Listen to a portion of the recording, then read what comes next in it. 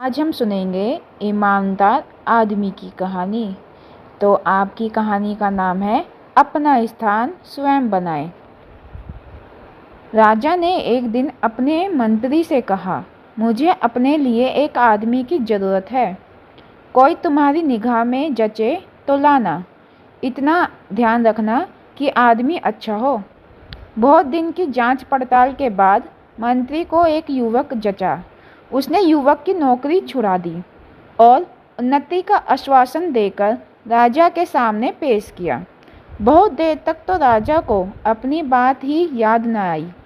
बाद में बोले, हाँ, उस समय शायद कोई बात मन में थी, पर मैंने अब तो कोई बात नहीं की है।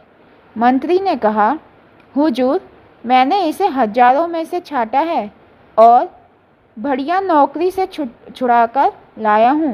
राजा ने जरा सोचकर कहा, हमारे पास तो इस समय कोई काम नहीं है, पर तुम बहुत कह रहे हो तो हम इसे अपने दफ्तर में चपरासी रख सकते हैं। वेतन 15 रुपये मिलेगा। मंत्री को बुरा लगा, पर उस युवक ने कहा, मेरे लिए सबसे बड़ा वेतन यह है कि मुझे अपने राजा की सेवा करने का मौका मिलेगा। यह कहकर वह उस नौकरी के लिए तैयार हो गया।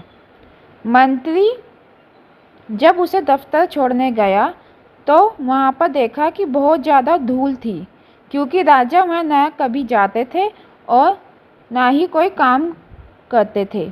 यह देखकर मंत्री दुखी हुआ, परंतु वह युवक इतना होने पर भी खुश था। उसने अच्छा स्थान दिलाने के लिए मंत्री के प्रति कृतज्ञता प्रकट की।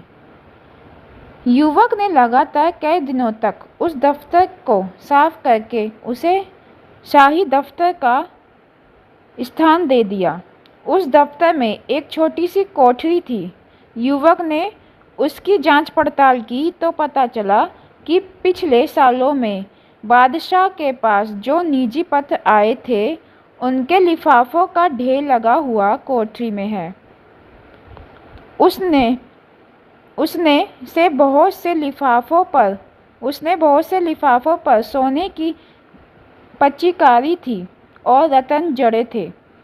ये वह लिफाफे थे जो विवाह जैसे शुभ अवसर पर दूसरे राजाओं और अमीर उमरवाओं के यहाँ से आए थे। युवक ने कारीगर लगाकर सब कीमती सामान लिफाफों पर से उतरवा लिया और बाजार में बेच दिया।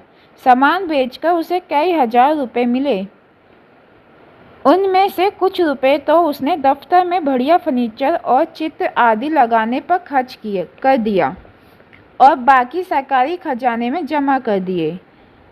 जहाँ वह सामान बिका उसने उसकी भी रसीद ली और जहाँ से वह सामान खरीदा वहाँ से भी रसीद ली।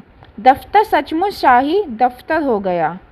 चुगलखोरों ने राजा से उसकी शिकायत कर दी और उससे कहा कि रुपया लुटा रहा है। एक दिन राजा गुस्से में भरे दफ्तर गए तो दफ्तर की हालत देखकर दंग रह गए। फिर भी उन्होंने तेज आवाज़ में पूछा, तुमने यह सजावट किसके रुपए से की? दफ्तर के रुपए से हुजूर, कहकर उसने राजा को रद्दी लिफाफों की कहानी सुनाई और खजांची की गवाही दिलाई कि दफ्तर का सामान खरीदने के बाद बचा हुआ रुपया खजाने में जमा कर दिया गया है। राजा रिझ गए और उस युवक को अपने राज्य का वित्त मंत्री बना दिया। इस कारण दूसरे मंत्रियों को परेशानी होने लगी, क्योंकि वह न खुद बेईमानी करता था, न किसी को करने देता था, न लापरवाही करता था, न करने देता था।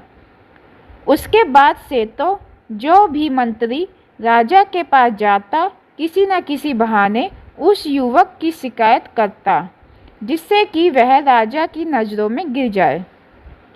एक रात 2 बजे राजा ने अपने सेनापति को बुलाकर कहा, हमारे सब मंत्रियों को उनके घरों से उठाकर इस कमरे में ले आओ लेकिन वह जिस हालात में हो उसी हालात में लाया जाए। समझ लो हमारे हुक्म है। अगर कोई पलंग पर सो रहा है तो उसे पलंग सहित ज्यों का त्यों उठा लाओ, और कोई कालीन पर बैठा है तो उसे वहाँ से भी उठा लाओ। कोई चौपड़ खेल रहा है तो उसे वहाँ से भी उठा लाओ, तो कोई कालीन समेत यहाँ लाया जाए। 1 घंटे के भीतर ही सभी मंत्री महल के एक बड़े से कमरे में आ गए। राजा ने देखा कि 8 में से 7 मंत्री नशे में थे। उनमें से कुछ जुआ खेल रहे थे।